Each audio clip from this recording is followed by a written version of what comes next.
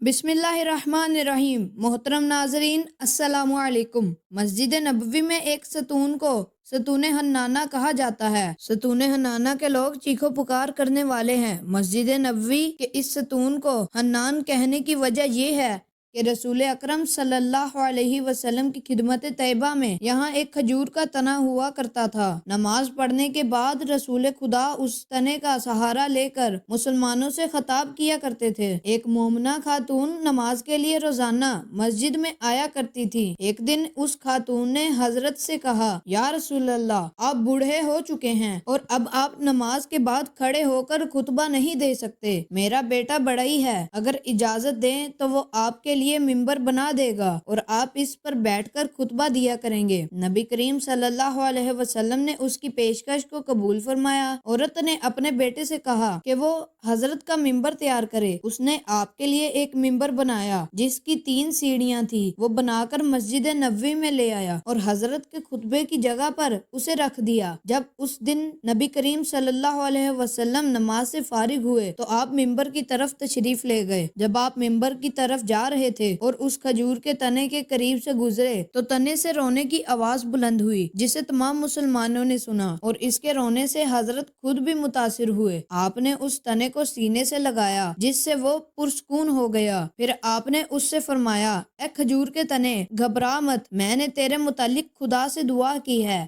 کہ وہ تجھے جنت کا درخت بنائے گا۔ اس کے بعد تنا خاموش ہو گیا اور اس کے رونے کی آوازیں رک گئیں۔ بیان کیا جاتا ہے کہ وہ تنا بنی امیہ کے عہد تک مسجد میں باقی رہا اور اولاد مروان کے دور حکومت میں مسجد کی توسیع کی گئی تو اس کو کاٹ دیا گیا اور پھینک دیا گیا۔ ایک مومنہ خاتون 300 درہم کی تھیلی لے کر نبی کریم صلی اللہ علیہ وسلم کی خدمت میں حاضر ہوئی۔ اس نے وہ رقم آپ کی نظر کی اور عرض کیا، یا رسول اللہ، یہ درہم فقراء میں تقسیم کر دیں۔ حضور صلی اللہ علیہ وسلم نے وہاں پر موجود ایک صحابی سے فرمایا، اس سے تھیلی لے لو اور سونے کے یہ درہم زمین پر رکھ دو۔ صحابی نے وہ تھیلی لے لی اور خاتون کے سامنے اسے الٹ دیا تو اس میں سے سونے کے درہم زمین پر گرنے لگے۔ جب خاتون نے یہ منظر دیکھا تو وہ حیران رہ گئی اور اس نے کہا، یا رسول اللہ، میں تو اس تھیلی میں چاندی کے درہم ڈال کر لائی تھی، اب سونے کے درہم اس میں سے کیسے برآمد ہوئے؟ آپ صلی اللہ علیہ وسلم نے فرمایا،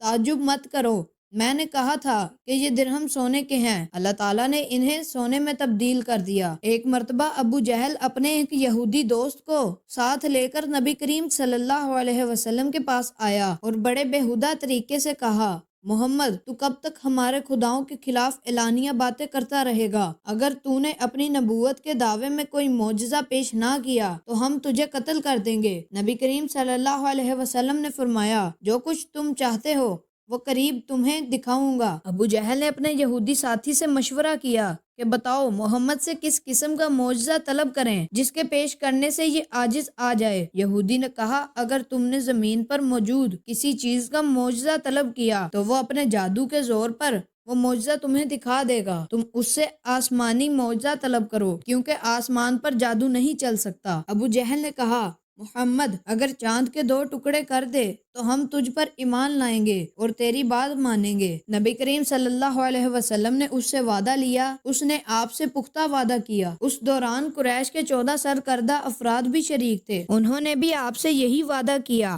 کہ اگر آپ نے چاند کے 2 حصے کر دیے تو ہم سب آپ پر ایمان لے آئیں گے۔ اسی وقت جبریل امین خدا کی طرف سے آپ پر نازل ہوئے اور انہوں نے کہا کہ اللہ کا ارشاد ہے کہ ہم نے افلاک و نجوم کو آپ کے تابع کر دیا ہے، آپ جب چاہیں گے وہ آپ کے حکم کی تعمیل کریں گے۔ اللہ کا وعدہ سن کر آپ مطمئن ہو گئے اور آپ نے فرمایا کہ جب چاند مکمل جوان ہو کر بدر کامل کی صورت اختیار کرے گا تو میں اسی رات کو یہ معجزہ پیش کروں گا۔ اگرچہ 14ویں کی رات ہوئی، اس رات حضرت نبی اکرم صلی اللہ علیہ وسلم کنیز ابو کیف پر چڑھے۔ آپ کے ساتھ مسلمانوں کی ایک جماعت تھی اور دوسری طرف سے ابو جہل نے اپنے یہودی دوست اور مشرکین کے گروہ کو لے کر آیا اور وہ بھی کنیز ابو کیف پر چڑھ گیا۔ معجزہ دکھانے سے قبل آپ نے ان سے دوبارہ وعدہ لیا کہ اگر چاند کے 2 ٹکڑے ہو گئے تو وہ آپ کی نبوت پر ایمان لائیں گے۔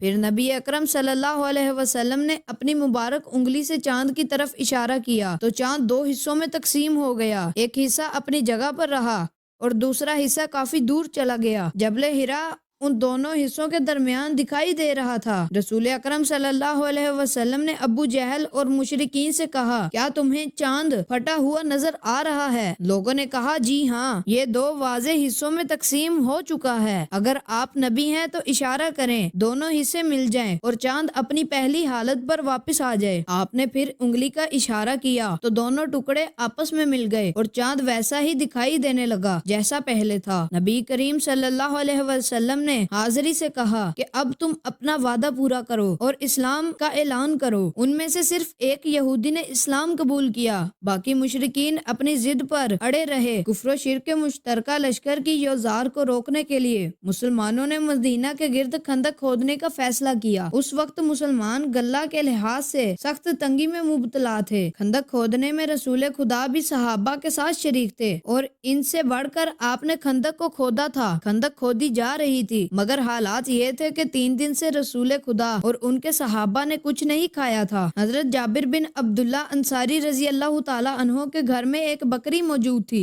जब उन्होंने देखा कि रसूल अकरम और उनके सहाबा भूख से बेताब हैं, तो वो हजरत की खिदमत में हाजिर हुए और अर्ज किया, या रसूल अल्लाह, मेरे घर में एक बकरी मौजूद है, मैं उससे आपकी दावत करना चाहता हूँ। आपसे दरख्वास्त है कि आप मेरी दावत कबूल करें और मेरे मेहमान बने। हजरत मोहम्मद सल्लल्लाहु अलैहि वसल्लम ने फरमाया, जाबिर, अकेला मैं मेहमान बनूं या मेरे साथ सारे सहाबा भी तुम्हारे मेहमान बने? अब जाबिर ये कैसे कह सकते थे कि सिर्फ आप अकेले तशरीफ लाएं। उन्होंने सोचा कि अगर हजरत बिल फर्ज सहाबा को साथ ले भी आए तो चंद ही अफराद को अपने साथ लाएंगे, क्योंकि वो सुन चुके हैं कि बकरी एक है। हजरत जाबिर ने अर्ज किया, या रसूलल्लाह, अपने सहाबा समेत तशरीफ लाएं। उस वक्त सब खंदक खोदने में मसरूफ थे। हजरत मोहम्मद सल्लल्लाहु अलैहि वसल्लम ने मनादी को बुलाकर फरमाया कि तुम लोगों में ऐलान कर दो कि वो जाबिर के घर चलें और वहां जाकर खाना खाएं। हजरत जाबिर अपने घर आए और अपनी बीवी से ये सारा माजरा बयान किया और कहा, इतने ज्यादा अफराद को हम कैसे खाना मुहैया कर सकते हैं? बीवी ने कहा, क्या तुमने नबी अकरम को अपनी हैसियत से आगाह किया था? हजरत जाबिर ने कहा, जी हाँ। बीवी ने कहा, फिर तुम्हें फिक्र करने की कोई जरूरत नहीं है, रसूल खुदा बेहतर जानते हैं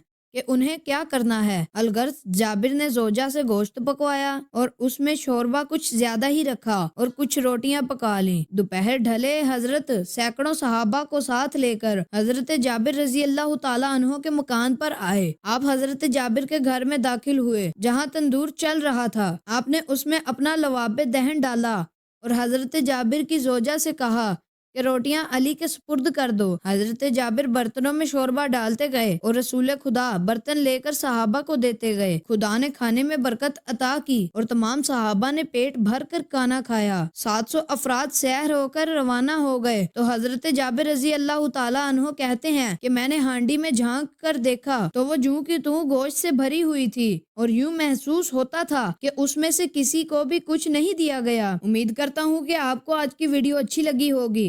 अगर आपको हमारी वीडियो अच्छी लगी है तो वीडियो को लाइक करें और मजीद इस तरह की वीडियोस देखने के लिए हमारा चैनल सब्सक्राइब कर लें। मिलते हैं नेक्स्ट वीडियो में, इजाजत दीजिए, अल्लाह हाफिज।